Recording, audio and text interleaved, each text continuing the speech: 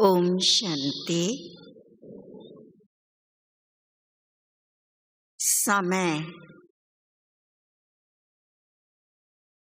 समय की वैल्यू बाबा ने हम बच्चों को बहुत अच्छी तरह समझाई है। युगों का ज्ञान दिया, सृष्टि चक्र का ज्ञान दिया और हम कहां से कहां आ गए। स्वर्णिम युग सतयुग से कलयुग के अंधकार की दुनिया में आ गए। अब संगम पर हैं और संगम युग बाप के अवतरण का युग। तो संगम का समय चल रहा है। संगम की वैल्यू क्या हमें इतनी है? ये समय हीरे तुल्य है। सतयुग सोने तुल्य है। संगम युग की महिमा, इस काल की महिमा पुरुषोत्तम युग है। पुरुषों में उत्तम बनाने वाला युग। इसी समय हम दानव से मानव, मानव से देव बनते हैं।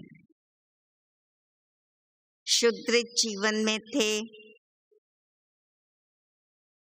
ब्राह्मण जीवन में आए और ब्राह्मण से देवता बनना हमारा लक्ष्य है। तो समय की पुकार है। अब समय क्या कह रहा है? उठो, अज्ञानता की नींद त्यागो, अलबेलापन आलस्य छोड़ो, आराम के डमलप के तकिए लगा के जो सोए हुए हैं सुस्ती में, उससे बाहर आओ और क्या करो? आगे बढ़ो। ये समय की मांग है। लेकिन हम इतना इस समय को नहीं पहचान पा रहे हैं। क्या चल रहा है? अब तो कहें अंत के कगार पर हैं। 84 का चक्र लगा के अंतिम समय में आ गए और अंत से फिर आदि में जाना है। तो बाबा ने कहा है, बच्चे बहुत गई, थोड़ी रही, थोड़ी भी अब जाए। बहुत समय निकल गया, हमने ऐसे ही व्यतीत कर दिया। थोड़ा बचा है और ये भी चला जाएगा। तो अब समय की मांग को समझकर हमें जागृति लानी है और बाप समान संपन्न संपूर्ण बनना है।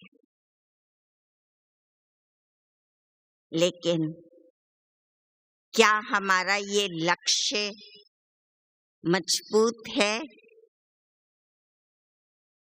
अगर हमारे लक्ष्य में दृढ़ता नहीं है तो हम ढीले हो जाते हैं। कभी हमारी पुरुषार्थ की गति तीव्र, कभी मध्यम, कभी स्लो हो जाती है। तो अपने लक्ष्य को देखें, हम यहाँ क्यों आए हैं। हम जब ज्ञान में आए तो कितना नशा चढ़ा, कितनी खुशी मिली, भगवान मिल गया, इतना ऊंचा ज्ञान मिल गया। हम बाबा के करोड़ों में कोई, कोटों में कोई, कोई में भी कोई चुने हुए रत्न हो गए। अब तो हमें जल्दी से बाप समान बनना है, यही था ना निश्चय। लेकिन चलते चलते क्या हुआ? क्या हुआ? वो कहावत सुनी है, आए थे हरि भजन को, ओटन लगे कपास। अपना लक्ष्य ढीला हो गया और अलबेलापन आया, आलसी हो गए पुरुषार्थ में। आलस्य एक शारीरिक और मानसिक व्याधि है, रोग है। जैसे शरीर में रोग आते हैं और हम कितने सजग हो जाते हैं इस रोग से छुटकारा पाएं। लेकिन आलस्य जो छठा विकार है रावण का, 5 तो हम जानते हैं बड़े, और छठा विकार है आलस्य। आलस्य ऐसा है जो हमारी सारी योग्यताओं को, प्रतिभाओं को, आंतरिक शक्तियों को दीमक की तरह चाट जाता है। योग्यता है, प्रतिभा है, बहुत कुछ कर सकते हैं, लेकिन आलस्य प्रबल होने के कारण हम नहीं करते। तो इस रोग पर थोड़ा अपने ऊपर मेहनत करनी होगी। अब समय आलस्य में निकालने का नहीं है, अब अलर्ट रहना है, एक्यूरेट बनना है। और समय कहता है अब एवर रेडी हो जाओ।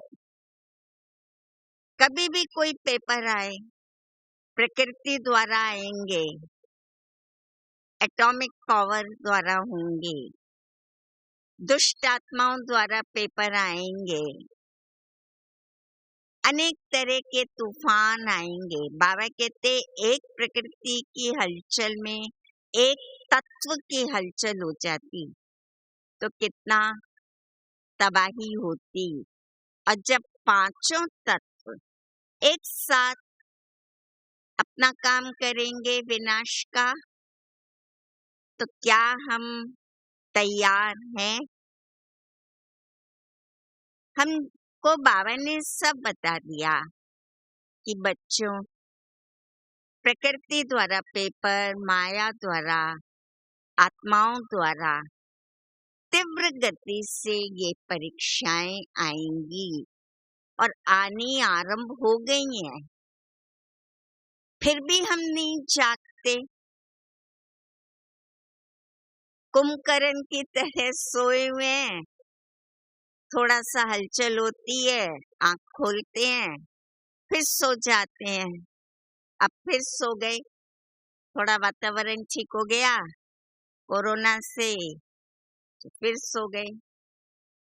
तो समय हमारा शिक्षक नहीं बने कि समय के अनुसार कभी कोई बात आई, परिस्थिति आई, बड़ा विघ्न आया तो हम तीव्र पुरुषार्थी बन गए, और समय सामान्य चल रहा है तो हम फिर वही अलबेले सुस्ती में आ जाएं। तो समय हमारा शिक्षक नहीं है, हमें स्वयं स्वयं का शिक्षक बनना है।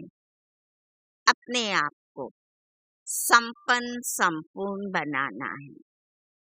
अगर समय ने हमें बनाया तो बलिहारी समय की हो गई। क्रेडिट किसको मिलेगा? समय को। और समय से पहले हम अगर तैयार हो गए तो हमारे मार्क्स जमा हो जाएंगे।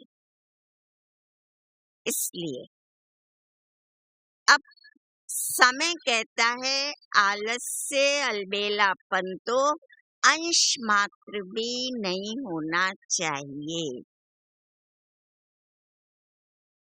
आलस्य क्यों आता है? कारण सोचो, लक्ष्य में ढीलापन है, उमंग उत्साह कम हो गया है, दृढ़ता नहीं रही, हम अनियमित जीवन में दिनचर्या में आ गए। जो बाबा ने हमें दिनचर्या बताई अमृत वेले से रात तक, उसमें हम पूरा खरा नहीं उतरते। खान पान की अनियमितता, सोने उठने में हमारी गड़बड़ी धीरे धीरे बढ़ती है। इसलिए सोने में भी समय से सोएं, जल्दी सोएं। बाबा ने कहा 10 बजे सो जाओ तो 4 बजे अपने आप नींद खुलेगी। अमृत वेला शक्तिशाली होगा। भोजन में भी अगर हमारा भोजन स्वाद रस से है संबंधित, गरिष्ठ भोजन, चटपटा, मिर्च मसाला आदि, ये शरीर में सुस्ती लाता है, आलसी बनाता है। तो थोड़ा अपने भोजन पे भी हम एक्सरसाइज करें, अपने अंदर से इस विकार को मिटाना है। और अलबेलापन क्या है? अलबेलापन अपनी छोटी छोटी भूलों पर भी ध्यान ना देना, इग्नोर कर देना। गलतियां होती हैं, हम इग्नोर कर देते हैं, कोई बात नहीं, चलता है, होता है। वो भी तो ऐसे करता है, उसने भी तो ये किया, मैंने किया तो क्या हुआ? अरे दूसरे को आपने फॉलो किया कि उसने ये भूलें की हैं, ये उसमें कमियां हैं, परंतु आप नहीं जानते उसका त्याग क्या रहा, उसकी तपस्या क्या रही, उसकी सेवा क्या रही। हो सकता है वो बैलेंस उसका ज्यादा है, अकाउंट ज्यादा है, और ये भूलें, उसकी गलतियां कम है, तो वो जंप लगा के आगे निकल जाएगा। लेकिन हमारा अकाउंट नहीं है, पास्ट का भी, वर्तमान का भी, पुण्य का भी, और हम दूसरों को फॉलो करके सोचते हैं चलता है, होता है, बड़े भी तो ऐसे करते हैं, ये भूलें होती हैं, ये गलतियां करते हैं, हम भी कर लिया, हमने भी किया तो क्या हुआ? लेकिन आपने फॉलो किया, परंतु आपका तो पतन हुआ, आपकी तो कितनी हानि हो गई। अलबेला नहीं बनो, दूसरों को मत देखो कि वो क्या कर रहे हैं। साथ साथ जब हम दूसरों को देखने लग जाते हैं तो हमारे पुरुषार्थ की स्पीड भी स्लो हो जाती है। कैसे? आप देखते हो पुराने क्लास में लेट आते हैं, समय पे नहीं आ रहे, देरी से आते हैं, बहुत एब्सेंट करते हैं। फिर आप सोचते हो, हम भी सोचते हैं, अरे हमने किया तो क्या हुआ, हम भी लेट चले जाते हैं, हम भी नागा कर देते हैं क्लास की। तो हम दूसरों को देखकर अलबेले हो जाते हैं, ढीले हो जाते हैं, अपना लक्ष्य भूल गए कि मुझे क्या करना है, मुझे बाबा की आशाओं को पूर्ण करना है, मुझे आगे तीव्र गति से जाना है। नहीं तो वो कहानी भी हमने सुनी है बचपन से, कौन सी, कछुए और शेर की। शेर दौड़ा, काफी आगे निकल गया, उसने देखा कछुआ तो बहुत पीछे है, तो वो सो गया। ऐसा सोया कि कछुआ चलते चलते धीरे धीरे आगे बढ़ गया, अपनी मंजिल पर पहुंच गया। अहंकार में आ जाते हैं ना, अहंकार भी हमें अलबेला बना देता है। अहंकार में आ गए, मैंने तो बहुत ज्ञान ले लिया, इतने सालों से ज्ञान सुन रहा हूँ, बहुत योग लगा लिया, बहुत सेवा कर ली, बहुत मैंने यज्ञ के लिए किया। अहंकार आया और ढीले हो गए। फिर पीछे भी हो जाते हैं माया के चक्कर में आके। तो अलबेलापन का कारण है अहंकार, परदर्शन, दूसरों को देखना। दूसरों को देखते हैं, सोचने लग जाते हैं कौन संपन्न बना है अभी, तो हमारे अंदर अलबेलापन आ जाता है, परमत में आ जाते। कई लोग हमें ऐसी राय दे देते, अरे इतने क्या तुम सेवाधारी बन रहे हो, फौरन सेवा पे जाते हो, थोड़ा सोच के जाया करो, तुम्हें सेवा दी दीदी ने और तुम तो हाजिर हो गए, परमत में आ गए ना, तो सेवा से भी रुचि कम हो जाती, किसी भी तरह की सेवा। तो इन कमियों को निकालो, समय की पहचान रखो कि समय क्या कह रहा है और मुझे क्या बनना है। जब हम ब्राह्मण जीवन में आ गए, तो ब्राह्मण जीवन का महत्व भी बुद्धि में हो। ये ब्राह्मण जीवन साधारण जीवन नहीं है, डायरेक्ट भगवान ने मुझे अडॉप्ट किया है। मैं ब्रह्मचारी सो ब्रह्मचारी, केवल ब्रह्मचर्य ही काफी नहीं, लेकिन ब्रह्मचारी, ब्रह्मा बाप के आचरण पर चलने वाले, ब्रह्मा बाप के कदम पे कदम रखने वाले, ब्रह्मा बाप समान ब्रह्मचारी। तो ये ब्राह्मण जीवन कितना वैल्यूबल है, और अगर हम इसके नियमों को, मर्यादाओं को दृढ़ता से पालन करते हैं, तो हमारा ब्राह्मण जीवन सफल है। और ब्राह्मण बन के भी अगर हमारे नियमों में ढीलापन है, ब्राह्मण होके हमारी मर्यादाएं, इनमें अलबेलापन है, तो हमें और शूद्र जीवन में क्या फर्क रहा। सोचो, हम कौन हैं और किसके हैं। हम सर्वोत्तम ब्राह्मण हैं, हम सेवा अर्थ उपस्थित है। ये हमारा मर्जीवा जन्म है, अपने लिए नहीं, अब कल्याण के लिए जन्म मिला, अवतार हैं हम, अवतरित आत्मा हैं, और हम ब्रह्मा बाप की भुजा हैं। तो ब्रह्मा बाप की भुजा कमजोर तो नहीं, आधी भी नहीं, टूटी हुई भी नहीं, लड़खड़ाती भी नहीं, मजबूत जुड़े हुए हैं ब्रह्मा बाप से। तो जब हम ब्रह्मा बाप की भुजा है, राइट हैंड है, तो राइट हैंड क्या करेगा? Right hand ever ready all round होगा। तो ये कुछ बातें स्मृति में लाएं तो अलबेलापन, आलस से सुस्ती को हम दूर कर सकते हैं। और समय अब ज्यादा नहीं है।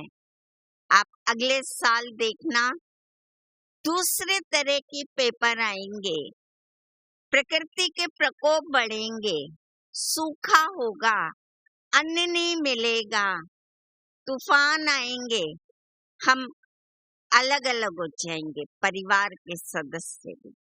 आप एक एक पेपर को लो और सोचो आप उस पेपर में पास होंगे या फेल। अपनी पूर्व तैयारी करनी है ना। ये पेपर आया, उस समय मेरी क्या स्थिति होगी? मेरे सामने मेरा मकान गिर गया, खून पसीने की कमाई से बनाया, भूकंप में ध्वस्त हो गया, मेरी स्थिति कैसी होगी सोचो। क्या मैं अचल डोल ड्रामा के पट्टे पे रहूंगी या रहूंगा? तैयारी करनी होती है ना समय को देख के। बच्चा देखता है मार्च का महीना आ गया, एग्जाम सिर पे आ गए, तो पूरी तैयारी के साथ लग जाता है। समय बर्बाद नहीं करता दोस्तों के साथ घूमने में, पिक्चर देखने में, खाने पीने में, होटलों में नहीं। कहेगा मार्च का महीना है, अभी मुझे तैयारी करनी है, पास होना है, बाद में मौज मस्ती कर लेंगे, अभी मौज मस्ती का समय नहीं है। तो हम भी परीक्षा के स्थल पर है ना, और हम मौज मस्ती में, अलबेलेपन में समय निकाल दें, तो क्या हम पास विद ऑनर हो पाएंगे? अब तो मार्च का महीना बच्चों के लिए, तो हमारे लिए भी ये समय परीक्षा का है। इस परीक्षा के समय को हम ऐसे ही नहीं बिता दें, अच्छी तैयारी करें।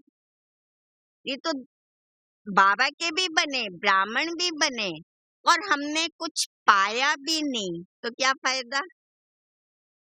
अतीन्द्रिय सुख, खुशी, ये तो संगम युग का खजाना है ना। भविष्य में तो है ही, देवता बनेंगे। तो अपने तैयारी करनी है, अपने रक्षक स्वयं बनना है। भगवान से नहीं मांगनी है भगवान दया करो, मर्सी में रक्षा करो, नहीं। वो कहता है आप स्वयं स्वयं के रक्षक हो। हिम्मते बच्चे मददे बाप। आप हिम्मत का कदम उठाओ, मैं 1000 गुना मदद दूंगा। लेकिन हिम्मत का कदम तो हमें उठाना है ना। हमें अपना जिम्मेवार बनना है। हम स्वयं के स्वयं जिम्मेवार हैं और कोई नहीं। तो क्या हमें तैयारी करनी है, अपनी रक्षा करनी है?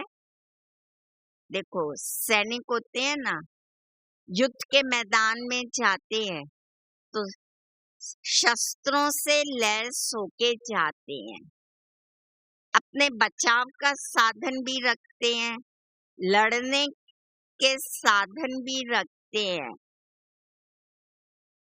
तो बाबा ने हमें ज्ञान की तलवार दी है, योग का कवच दिया है और ड्रामा की ढाल दी है।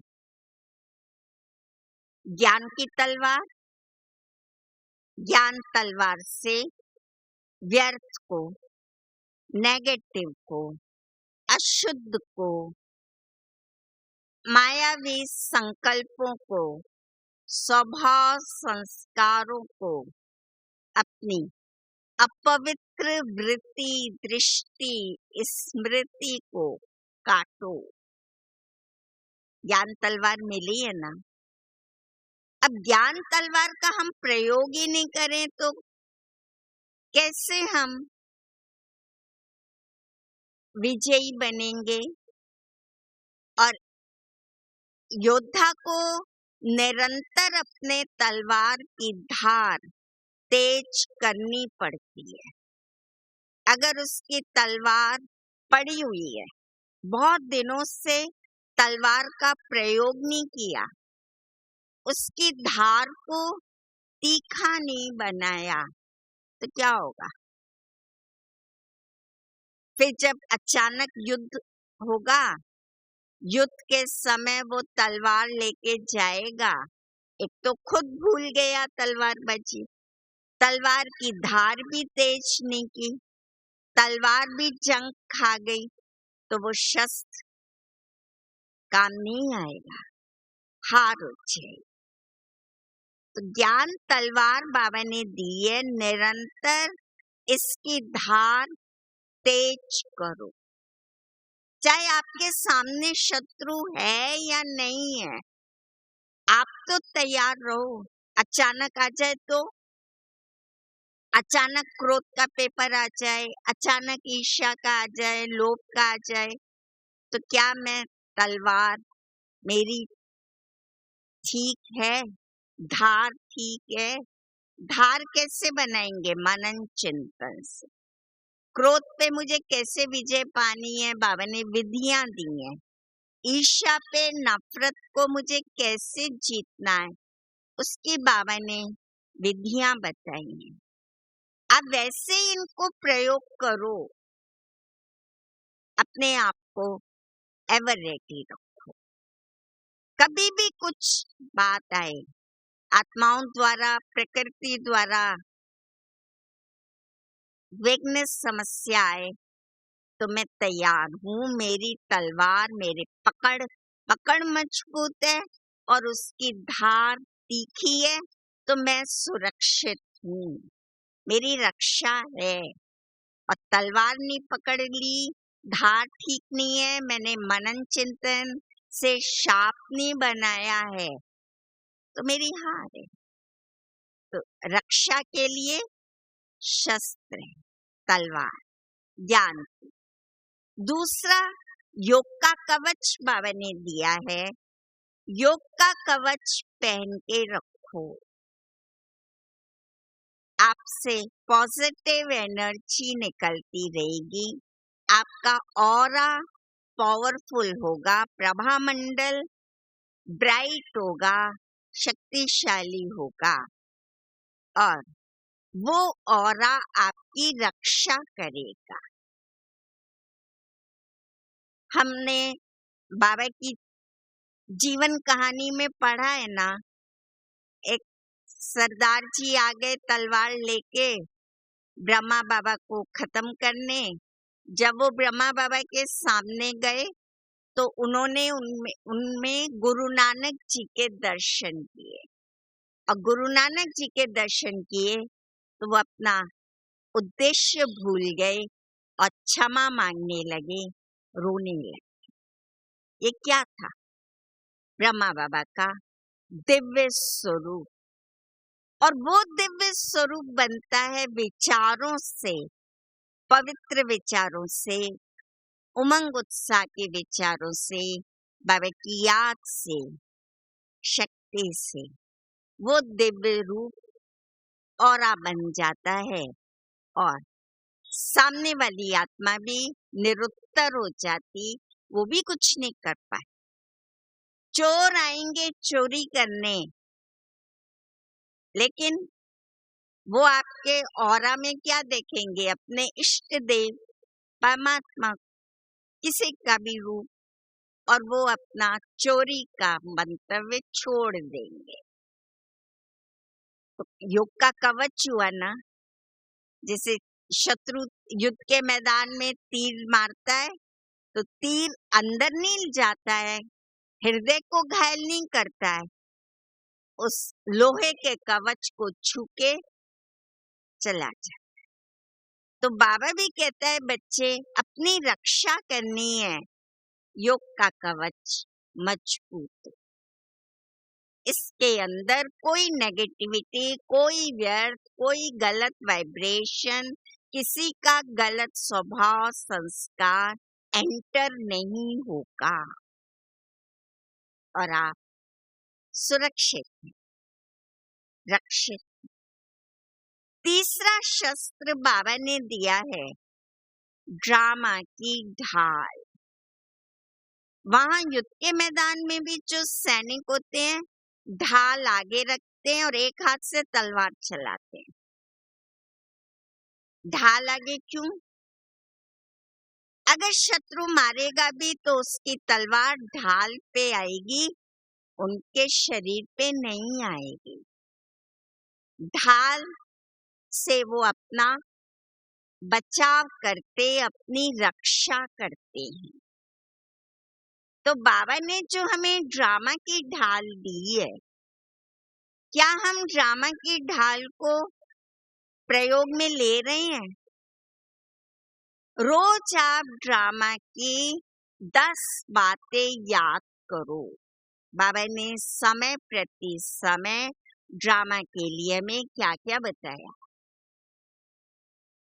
तो हम सुरक्षित हैं। ड्रामा की बातें, ड्रामा कल्याणकारी है। मेरा कल्याण हो ही नहीं सकता तो मैं चिंतित क्यों, भयभीत क्यों?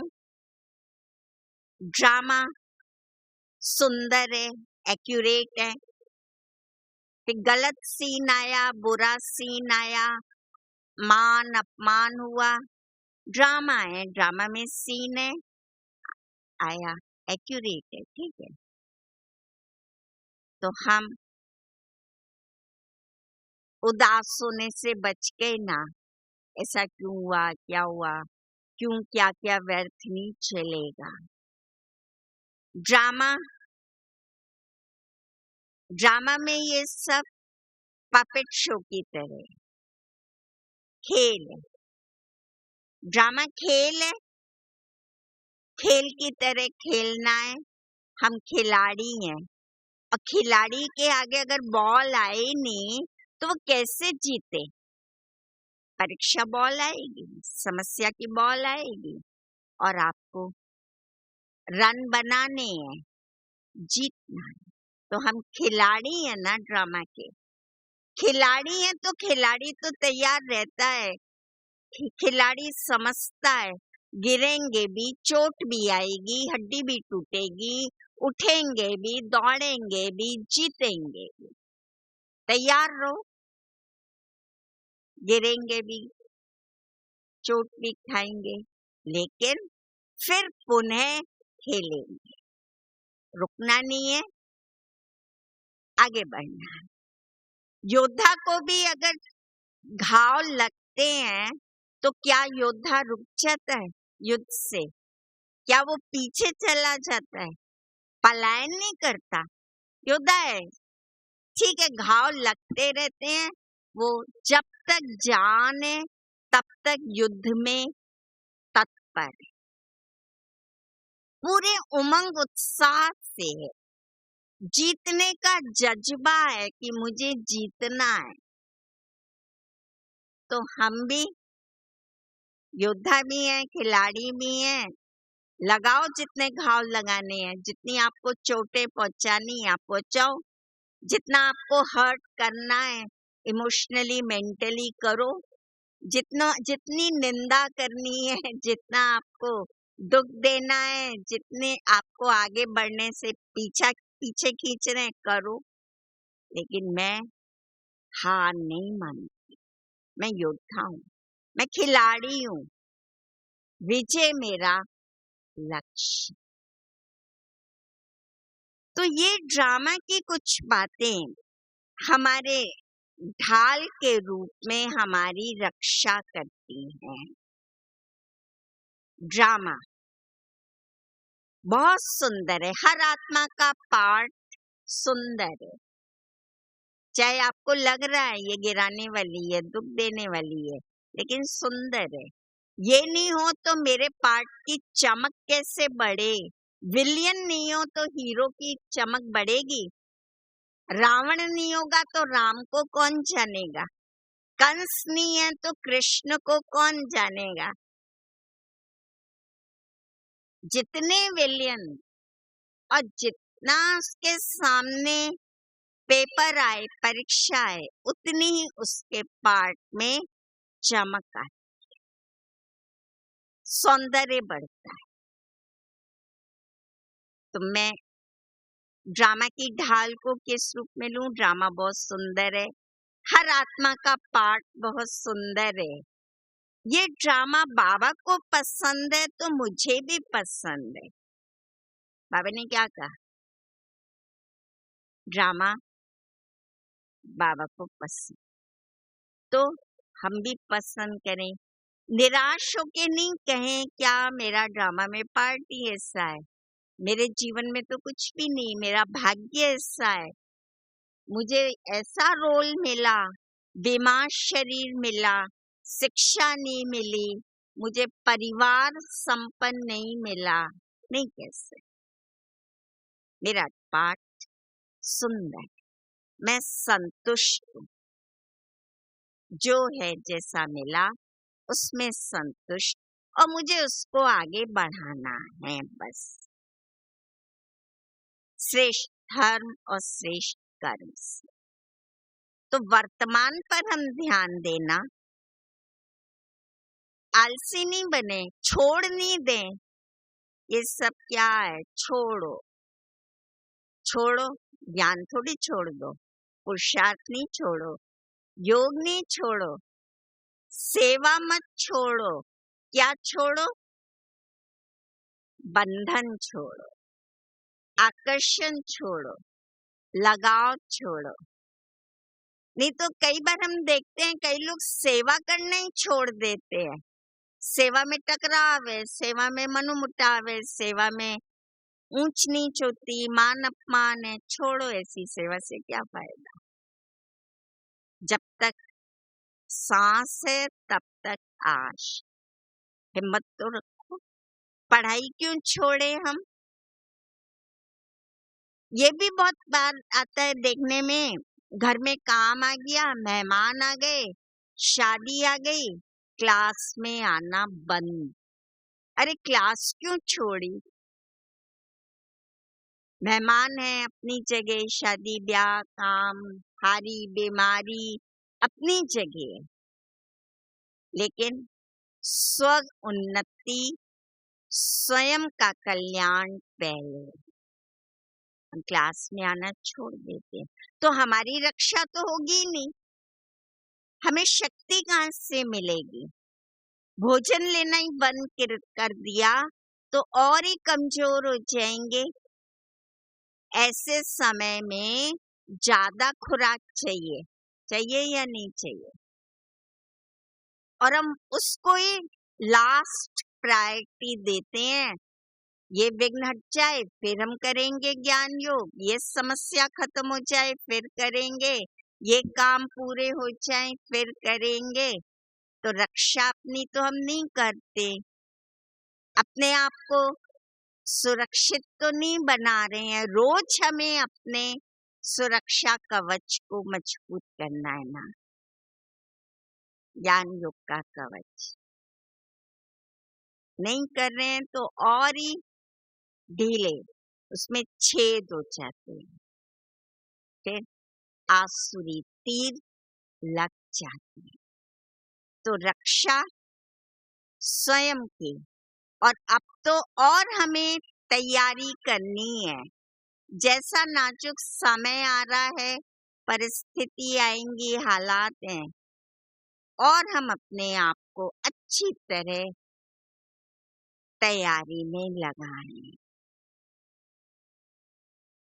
अलबेलापन आलस्य से बाहर आए, और जो बाबा कहता है, बाबा की श्रीमत, बाबा की आज्ञाएं, उसको फॉलो करें तो पेपर में पास हो जाएंगे, रक्षित रहेंगे। स्वरक्षा। और यज्ञ रक्षक बनो। यज्ञ के हम कौन है? यज्ञ को संभालने वाले ब्राह्मण। यज्ञ की रक्षा करना हमारा परम कर्तव्य है, धर्म। यज्ञ के विघ्न रूप तो ना बने। चलो ज्यादा रक्षा नहीं कर सकते, ज्यादा यज्ञ के सहयोगी नहीं बन रहे हैं, तो कम से कम हम यज्ञ के विघ्न रूप तो नहीं हो। क्या विघ्न डालते हैं हम यज्ञ में? क्रोध में आके आंख दिखाएंगे, अहंकार में आके विरोध करेंगे, नियम मर्यादाओं से विरुद्ध जाएंगे।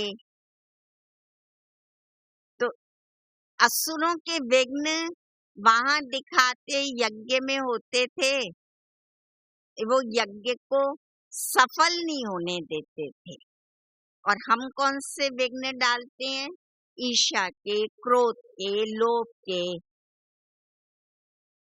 तो यज्ञ रक्षक क्या रहे? यज्ञ की बदनामी कराने के निमित्त तो नहीं बने। नहीं तो लोग कहेंगे, कहते तो अपने को परमात्मा के बच्चे और कार्य क्या कर रहे हैं।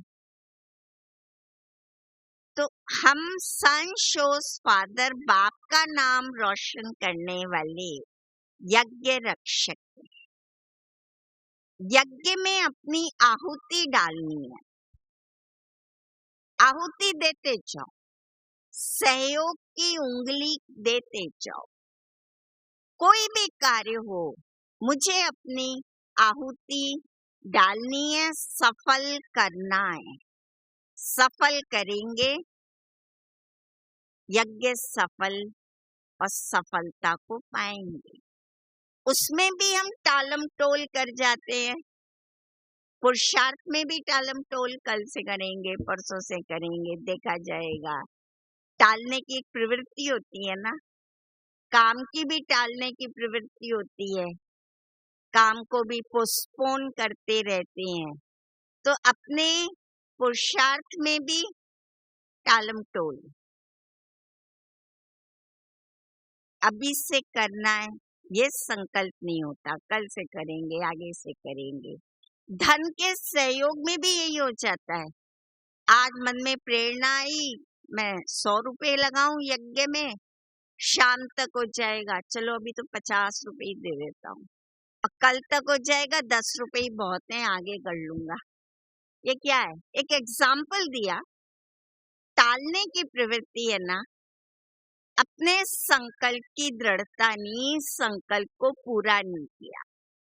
संकल्प किया, आज मैं 3 बार ज्ञान स्नान करूंगा, भोजन लूंगा, फिर टाल दिया उस पर। तो संकल्प और कर्म की समानता, हम यज्ञ रक्षक। और जो यज्ञ रक्षक बनते हैं, उनकी रक्षा स्वतः ही हो जाती है। जिन्होंने यज्ञ के लिए कुर्बानियां की, समर्पण किया, उनका जीवन बाद में बहुत सुखी हुआ है। उनके बच्चों तक का हो गया, परिवार का हो गया। मैंने ऐसे परिवार देखे, पिता माता यज्ञ में आ गए, बच्चों के लिए उन्होंने कुछ नहीं सोचा। बच्चों ने छोटी सी दुकान पे काम किया, बड़े बच्चे हुए, आज वो अपने कारोबार के मालिक बन गए। बाबा ने उनके बच्चों को बनाया ना, बाबा बैठा है ना, बाबा देखता है ये मेरे लिए कुर्बान करते हैं, मेरे प्रति जवाबदार हैं, समर्पित हैं, तो बाबा उनकी जिम्मेवारी लेते हैं। तो हम कितने बाबा के यज्ञ के प्रति जवाबदार हैं, कितना अपने को जिम्मेवार समझते हैं, यज्ञ रक्षक हैं। तो स्वतः ही बाबा हमारा बैठा है। निमित्त हमें करावनहार बाबा है, छत्र छाया में है बाबा के। बाबा की छत्र छाया बाबा की किरणों के नीचे, तो उसमें कुछ भी बुरा नहीं होगा। आपके चारों ओर बाबा की किरणें हैं, आप सुरक्षित।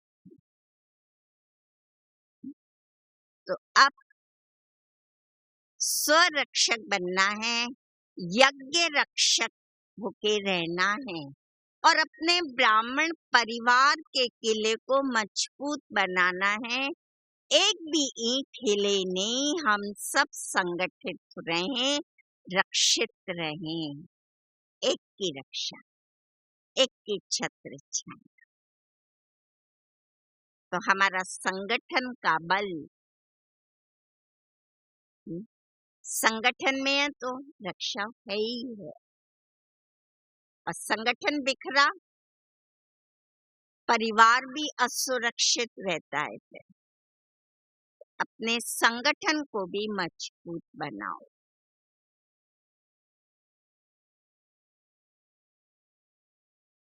सदा हम छत्र छाया में, करोड़ों में कोई, कोटों में कोई, कोई में भी कोई भाग्यशाली है जो यज्ञ के जवाबदा। अच्छा, ओम शांति।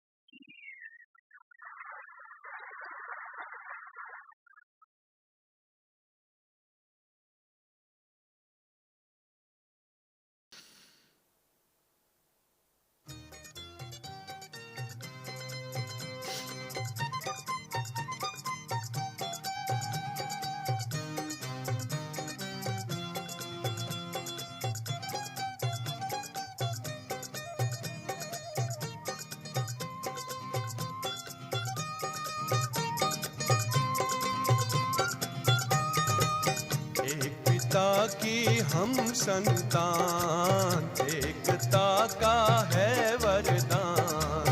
एक पिता की हम संतान, एकता का है वरदान। हम सब रंग बिरंगे फूल हैं, एक बीज की हम पहचान। एक पिता की हम संतान, एकता का है वरदान। एक पिता की हम संतान, एकता का है वरदान।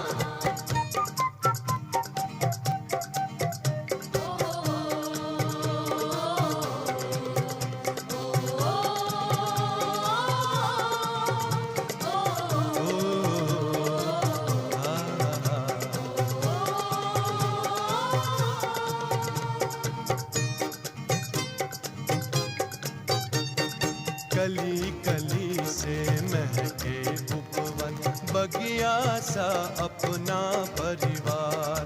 कली कली से महके उपवन, बगिया सा अपना परिवार। विश्व एकता लाने जग में हम बच्चे शिव का उपहार। विश्व एकता लाने जग में हम बच्चे शिव का उपहार। डाली डाली महके फिर से, मानव होगा देव समान। एक पिता की हम संतान, एकता का है वरदान। एक पिता की हम संतान, एकता का है वरदान।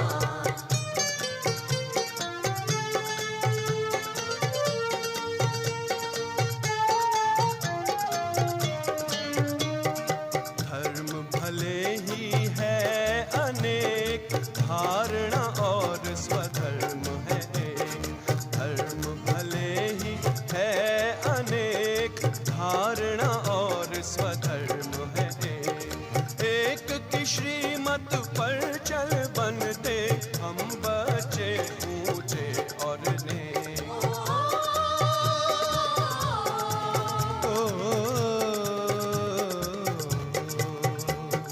एक की श्रीमत पर चल बनते हम बच्चे ऊंचे और